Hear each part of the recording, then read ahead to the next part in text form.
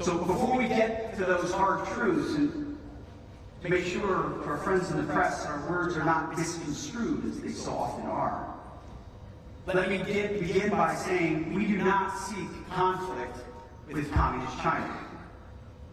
We will not instigate nor seek to subjugate or humiliate. President Trump and the American people have an immense respect for the Chinese people and their civilization. But we will not be pushed out of this critical region. And we will not let our allies and partners be subordinated and intimidated. China seeks to become a hegemonic power in Asia, no doubt. It hopes to dominate and control too many parts of this vibrant and vital region. Through its massive military buildup and growing willingness to use military force to achieve its goals, including gray zone tactics and hybrid warfare, China has demonstrated that it wants to fundamentally alter the region's status quo.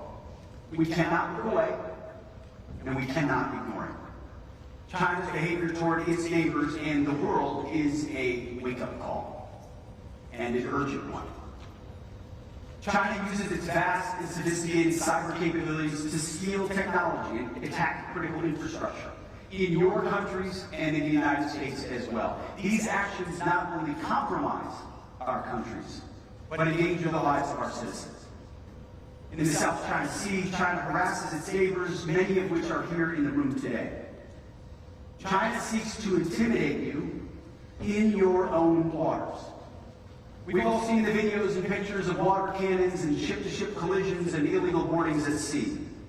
We're also seeing the illegal seizing and militarizing of lands in the South China Sea. These actions reveal a lack of respect for neighbors, and they challenge sovereignty, freedom of navigation, and overflight. We are watching very closely China's destabilizing actions. And any unilateral attempt to change the status quo of the South China Sea and the first island chain by force or coercion is unacceptable. Every day, you see it. China's military harasses Taiwan. These activities have been paired with China's rapid military modernization and buildup, including huge investments in nuclear weapons, hypersonics, and amphibious assault capabilities. It has to be clear to all that Beijing is credibly preparing to potentially use military force to alter the balance of power in the Indo-Pacific. We know, it's public, that Xi has ordered his military to be capable of invading Taiwan by 2027.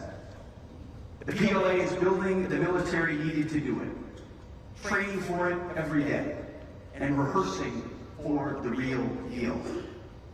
Admiral Paparo has spoken very clearly about this on multiple occasions. Again, to be clear, any attempt by Communist China to conquer Taiwan by force would result in devastating consequences for the Indo-Pacific and the world. There's no reason to sugarcoat it. The threat China poses is real, and it could be imminent. We hope not, but it certainly could be. Facing these threats, we know that many countries are tempted by the idea of seeking both economic cooperation with China and defense cooperation with the United States. Now, that is a geographic necessity for many. But where are the leverage that the CCP seeks with that entanglement? Economic dependence on China only deepens their malign influence and complicates our defense decision space during times of tension. Nobody knows what China will ultimately do, but they are preparing. And therefore, we must be ready as well. Urgency and vigilance is our only option at the Department of Defense with our allies. Because the United States, especially under President Trump, does not seek war. We do not seek to dominate or strangle China, to encircle or provoke. We do not seek regime change, nor will we instigate or disrespect a proud and historic culture. We will be ready, but we will not be reckless. Instead, we seek peace. But we must ensure that China cannot dominate us or our allies and partners.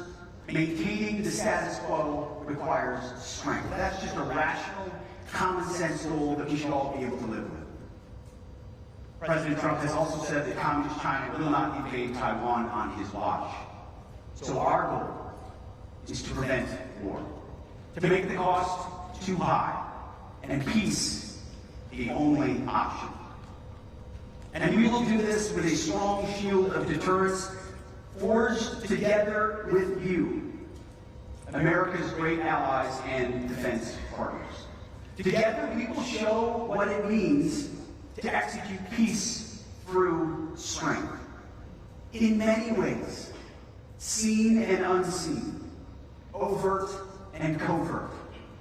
But if deterrence fails, and if called upon by my Commander-in-Chief, we are prepared to do what the Department of Defense does best, to fight and win decisively.